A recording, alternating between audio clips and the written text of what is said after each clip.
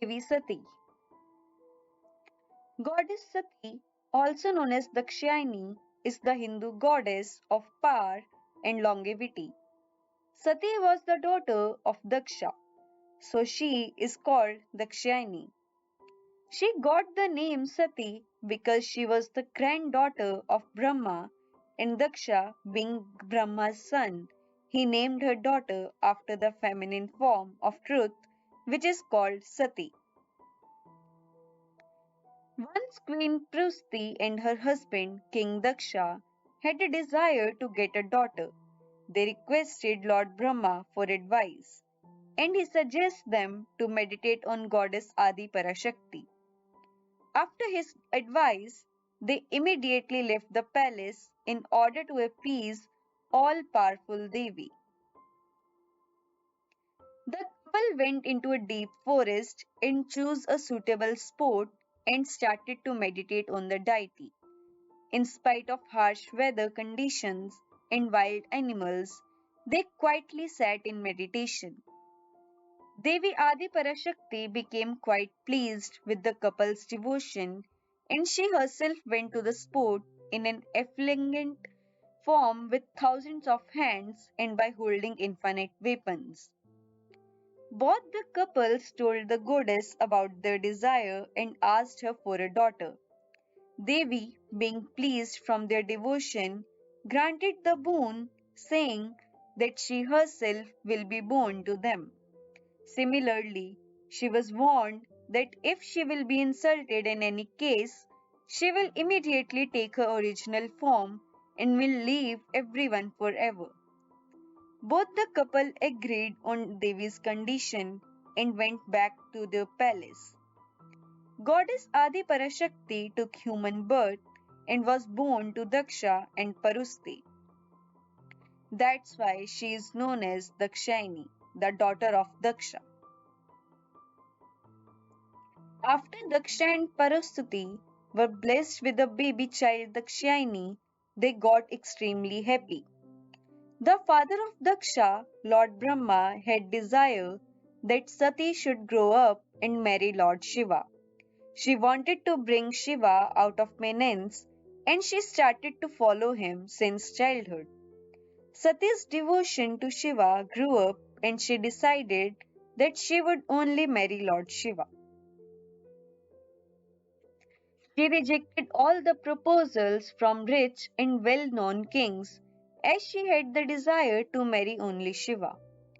In order to win the ascetic heart of Shiva, she left all her comforts and bade goodbye to her parents and walked away into a deep forest.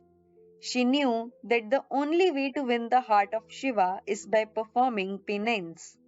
So, she started to do penance by fasting and chanting sacred mantras. In spite of the extreme cold and in unfavorable weather conditions, she continued to meditate in the name of Lord Shiva. Finally, her penance became fruitful.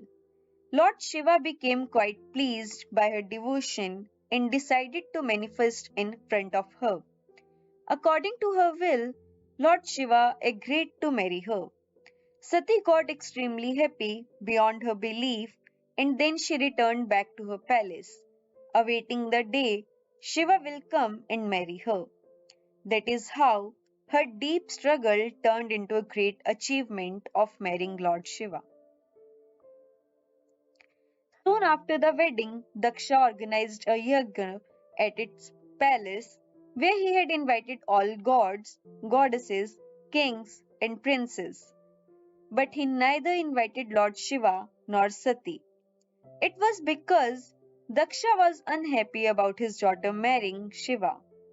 When Sati knew about the yajna, Daksha invited them both of them.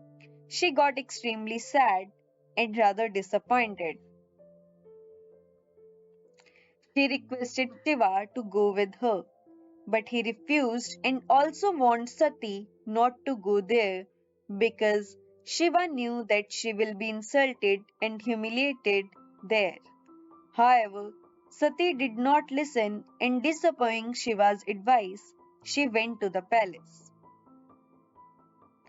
On seeing her arrival at the yagna, Daksha became very furious and started to shout at her, and he made clear that neither she nor her husband would ever be welcomed there.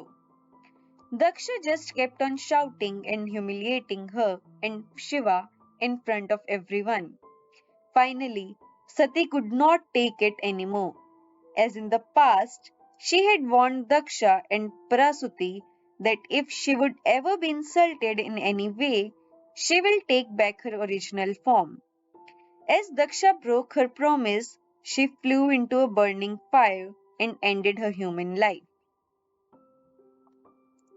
The demise of Shakti was a great loss to Lord Shiva. Lord Shiva loved Sati immensely, thus went into deep sorrow. Out of grief and sorrow, Shiva carried Sati's body and roamed around the universe, reminiscing about the moments as a couple. Sri Vishnu had cut her body into 52 body parts, using his Sudarshana Chakra, which fell on earth to become sacred sites, where all the people can pay homage to the goddess. To complete this massively long task, Lord Shiva took the form of Bhairav. These sacred sites where the body parts of goddess Sati fell are known as Shakti Peeths. Among many Guheshwari temple, also spelled as Guheshwari temple or Gujeshwari, is one of the Shakti Peeth and also a holy temple located in Kathmandu district of the Nepal. The Maya Devi temple is also an ancient religious temple of the goddess Sati, which is located in Haridwar, India.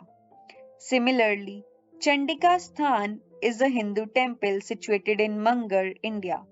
Likewise, there are Katyayani Peeth temple situated in the peaceful town of Vrindavan, the state of Uttar Pradesh in India.